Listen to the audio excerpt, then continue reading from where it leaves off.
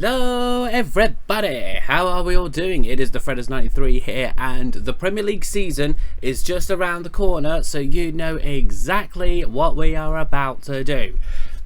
Premier League predictions. Now, for the most part, these are like pretty much set on. These are pretty much like a given for most years, particularly with at least the clubs in the top four, but where they usually are is a bit more of a thing to try and foresee, try and predict. The same with sort of like the bottom three clubs, particularly if the last two seasons have been anything to go by. I've kept my predictions sort of like up the screen on the side next to me as well, over there somewhere. Yep, there. Just so it's easier for me to talk about going through it. Just ignore the fact that there's randomly a 12 next to Fulham. I'm not entirely sure how I've ended up putting a 12 next to Fulham, but I digress. We're of course going to start from the bottom and work our way up. Now, would I be a Newcastle fan if I wasn't predicting Sunderland to finish 20th? But I know a lot of people are predicting Sunderland to finish 20th. But there is a good reason for it. It's their first Premier League campaign since 2017. So you think, okay, we haven't been in the Premier League for quite a while, and certainly like the longest compared to the three promoted teams in them, Leeds and Burnley. We might need some players with a bit of calibre, with a bit of Premier League experience to sort of like try to help us in what we know for certain is going to be a relegation battle. Losing your poster boy in Jude Bellingham as well isn't going to help matters at all. You've got a relatively young squad there as well, and yes, you've brought in sort of like a good few signings like Granit Xhaka for one. He might help sort of like be a bit of a leader in that dressing room with your young Premier League squad. You're like inexperienced in the Premier League squad, but then you've brought in Arthur Masuaku as well. I'm guessing as another lot of Premier League experience, because why else would you sign Arthur Masuaku in 2025?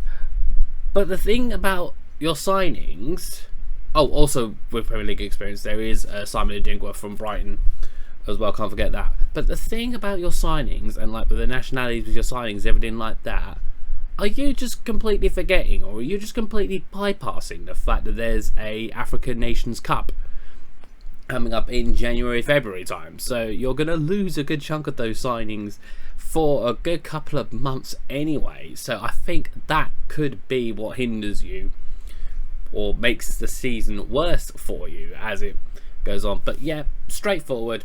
Sunderland finished 20th. In 19th, I have got Burnley. Now, it's, you know, for a banker that it's all three promoted teams are going to be battling things out. And do I think that they have a better manager now in Scott Parker than they did when they were promoted last time out with Vincent Kompany? Not particularly so. Yes, you've got in, again, players with good Premier League experience like Kyle Walker at right back, Martin Dubravka in goal to effectively replace James Trafford. But James Trafford and Martin Dubravka are two very varying goalkeepers, and also James Trafford was a big part of your success last season. The fact that I believe you only conceded like 16 goals last season or something like that, and he kept like 30 clean sheets in a row in that league, something like that, which to be fair in the Championship is rather impressive going in itself. But firepower, like your firepower up top, looking at the strikers you've got, I don't think you're going to have enough like firepower unless something changes between now and the end of the transfer window. I can see it being a difficult season for Burnley, so sorry, Vizet, I'm predicting your team to go down.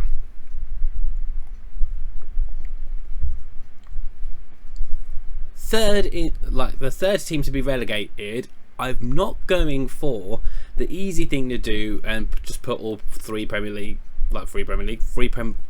sides down there. I am, however, going with a team that's had a lot of change this summer, but not particularly for the good, and that is Brentford. Losing the likes of Thomas Frank as your manager to Tottenham, losing Brian Mbeumo to Man United, losing Mark Flecken to Bayer Leverkusen, losing Christian Norgard to Arsenal, very likely losing Johan Wissa to Newcastle.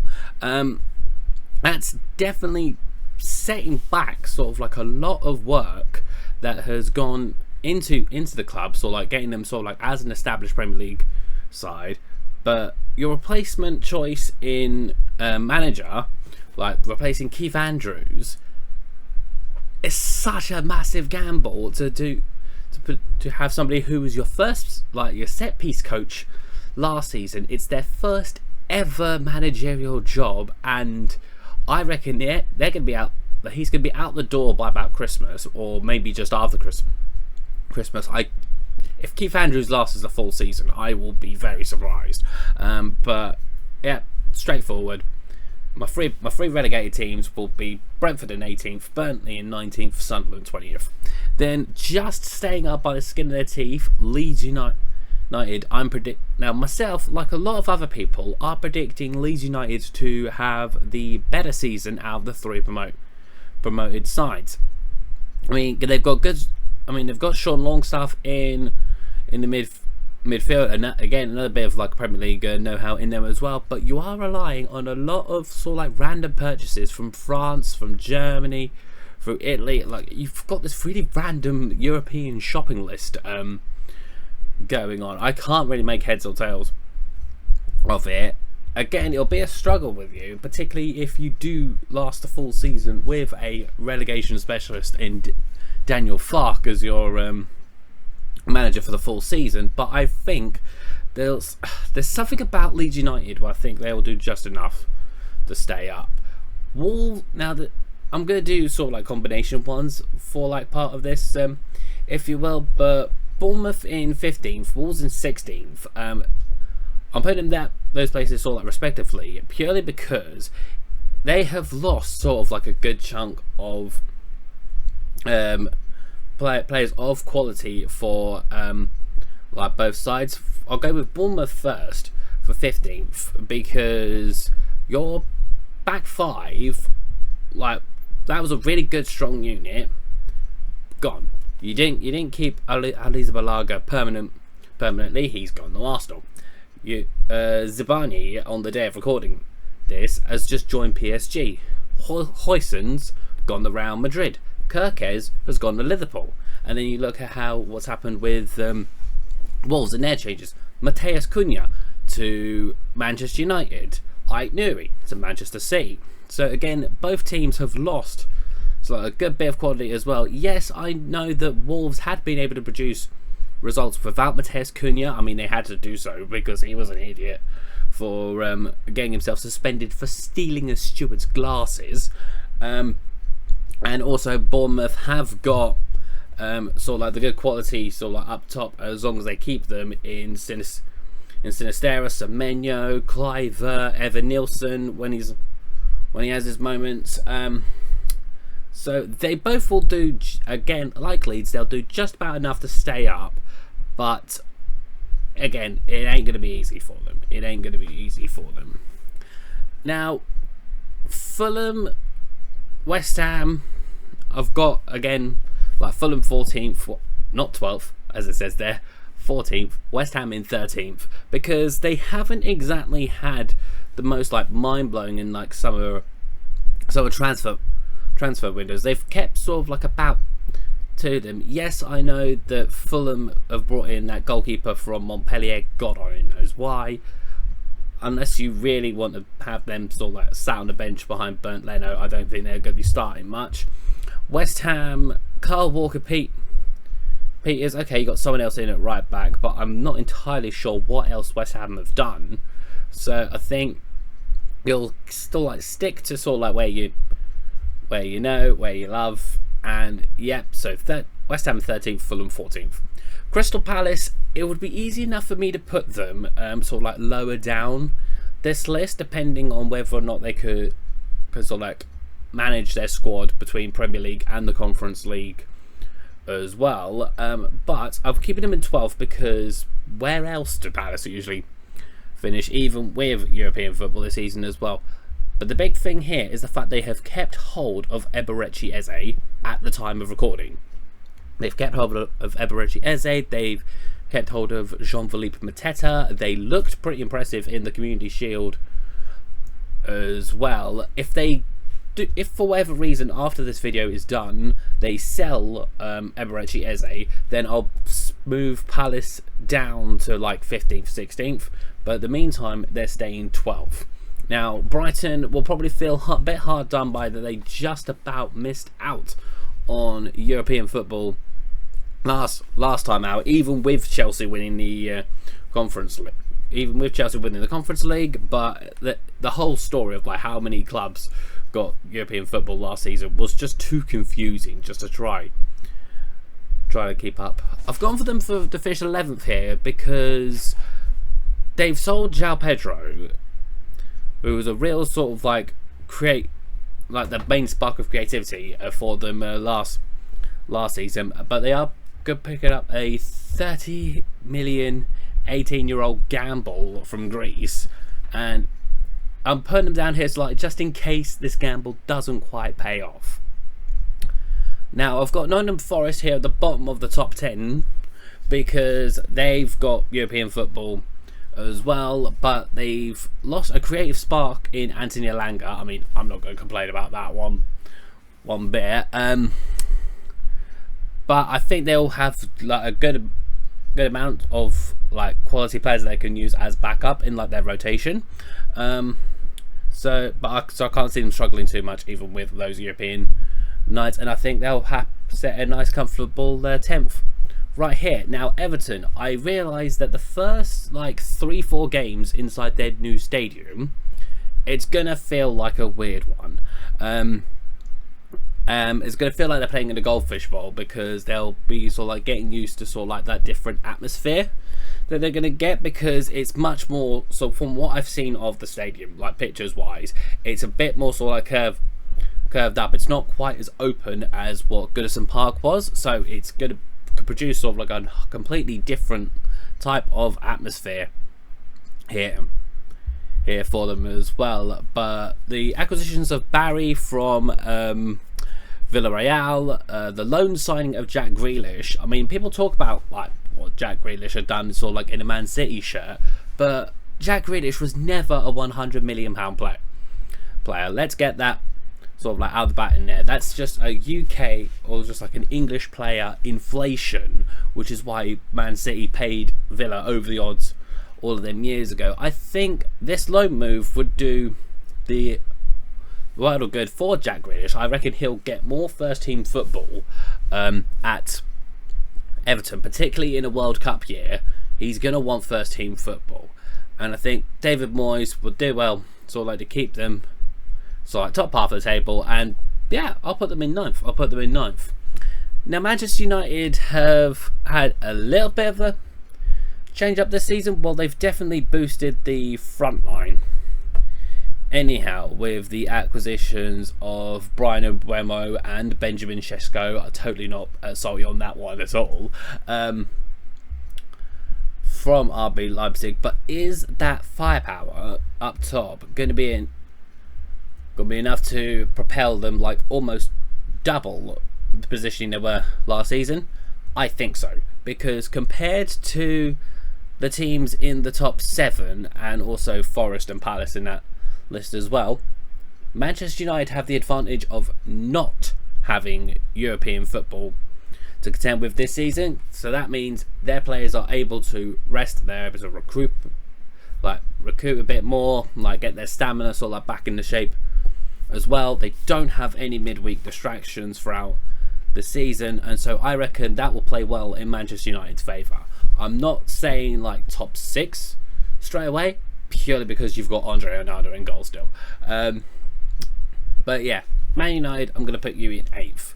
Aston Villa, you had a good sort of like second half of the season because you but that was largely down to your loan signings in Marcus Rashford and Marco Asensio, neither of which you've been able to keep hold of.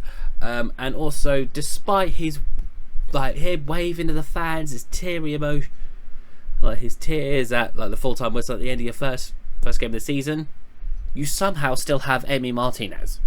I'm pretty much certain that Emi Martinez would have been a goner at that point, within the first few weeks of the transfer window. Otherwise, that wouldn't have happened in the first place. You're gonna miss him in the first couple of games of this campaign coming up. Your first one coming up in this weekend against Newcastle. But how the backup goalkeeper is going to do against a team that at this moment in time has one recognised striker realistically playing for them at the moment that's not even starting, could be an interesting one to see. But we digress. They've got Europa League more than anything else, but they say that's a tough that is a really tough European competition for them to be in as well. So you know what? Yep, 7th. Now I'm going to look crazy for this next one, having Tottenham rounding up the top 6, despite the fact that Thomas Frank is making a massive step up to replace Ange Postecoglou. They've got the Champions League football. James Maddison's going to be a miss for them for the first few games of the season. Heung-min Son has just left, and to my knowledge, at the point of recording, certainly there is no replacement brought in or even lined up for them in that matter. So it is going to be tough, but I think Tottenham, if they can keep themselves clear of the injury crisis that they had last season, then I reckon they could do well. And although me saying that there's not really a replacement lined up for Heung-min Son, I am aware that they are in talks with Man City, possibly over Savinho. So if they can get Savinho in as a Son replacement, that could help with their creativity as well, particularly with what I saw from Savinho at Man City last season. But yeah, I'm still going to stick 6th. If they keep themselves relatively injury free for the most part, then yeah, that should be where I can see them going. Now, 5th. Now, bypass the whole situation with Alexander Isak. Bypass the fact that this transfer window, realistically, aside from Anthony Elanga aside, has been a bit of a car crash for Newcastle United. I think particularly if we can get a good striker in, then, well, realistically, 2 good strikers in. Yoane Wissa, and I'm not sure who I would want as the second one in. Probably Samu from Porto. Probably not Nicholas Jackson from Chelsea. Although with that being said, I know people laugh about it, but maybe Nicholas Jackson may not be a bad shout, because Eddie Howe is good at taking players that have been underperforming somewhat, and they've been able to turn their fortunes around. I mean, look at the job he did with Joe Linton. Look at the job that he's done with Jacob Murphy. Those are 2 really good examples around there on how he's improved certain individuals at Newcastle. So even if they get a striker in that's on the level of a Nicholas Jackson or even a Rasmus Højlund, for that matter, okay, if he is able to turn them around or turn their fortunes around, then we can do well. Yes, we've got the Champions League. Yes, we've had a bit of a disaster with the transfer window. That is taking nothing away on the signings of Thiago from AC Milan or the loan signing of Aaron Ramsdale, for that matter. But I'm hoping that Ramsdale produces his Arsenal form as opposed to his Bournemouth, Sheffield United and Southampton form. But yeah, I'm going to stick 5th. And the top 4 pretty much writes itself. Chelsea have gone out and they've spent big again. They've improved their front line, I think, with both Liam Delap from Ipswich and João Pedro from Brighton. That gives them, I think, better quality firepower as well. Goalkeeper, I'm still a little bit with. I think you had a good possible backup for Sanchez in Petrovic, who you've sold to Bournemouth. So I'm a bit questioning on that one, but top 4 easily for Chelsea, particularly as you've got Cole Palmer. Man City in second. Most people think they'd just be going away, winning the league, sort of like most times around. They've brought in Ike Nuri from Wolves to bolster their back line. They've brought in Cherki effectively as a replacement for Kevin De Bruyne. But I think they'll come up short again with it, because the thing is, Pep Guardiola, as great of a manager as he is, as much as a gold machine Erling Haaland is, they've been in the Premier League for like quite a few seasons now, particularly Pep Guardiola. Most teams are going to have, or would like to think that they have, Man City's tactics like almost sussed, because nothing really changes for them, sort of like tactic wise. Man City, yes, they've brought in James Trafford, but unless Ederson leaves, Trafford's not dethroning Ederson. I'm sorry, it's just not happening. Like, it's just not happening. So yeah, Man City third. Now Arsenal going into second. Victor Gyökeres should be sort of like the great sort of like bit of firepower they've put in like up top. So they've finally got a good recognised striker. They haven't got to play Kai Havertz as a false 9. They've not got to play Miguel Merino as a false 9. So I'm guessing like Gabby Jesus will be more the backup to Gyökeres, like he hasn't got to be the main man anymore. The signing of Madueke is an interesting one, because you've got him and Saka, who both play on the right wing and who are both going to be wanting to prove themselves for Thomas Tuchel for the England squad again in a World Cup year. I don't think Arsenal have like quite enough on the team they've put in first, but easily second for Arsenal. And I've got this feeling that second place is a feeling that Arsenal are very much getting used to at this point. Now first, I have of course put Liverpool, because how can you not? Yes, they've lost Alexander-Arnold. They have been affected by the sad passing of Diogo Jota. Luis Diaz, I don't think they're too upset with having lost. I don't think. But they've brought in Jeremy Frimpong from Bayer Leverkusen to replace Alexander-Arnold at right back. Milos Kerkez is very much a replacement for Andy Robertson over at left back, so I think they've gotten stronger in the fullback positions. Florian Wirtz is an absolute star.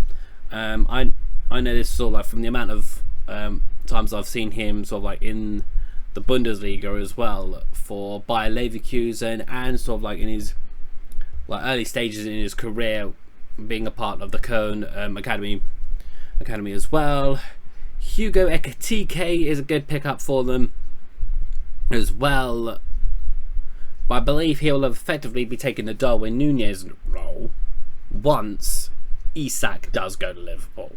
And if Isak, I'm not going to say if anymore at this point, even as a Newcastle fan, when Isak goes to Liverpool, Liverpool are just going to be unstoppable. I think there is no other way about it. So yeah, Liverpool up in first. So anyway, that's my predictions for the Premier League this season. Let me know, what do you think? Am I spot on with some of these in your opinions? Am I talking out my butt in my opinion with some of these? As just thought, let me know in the comments down below. Like and subscribe, and I'll see you very soon. Take care. Bye bye for now.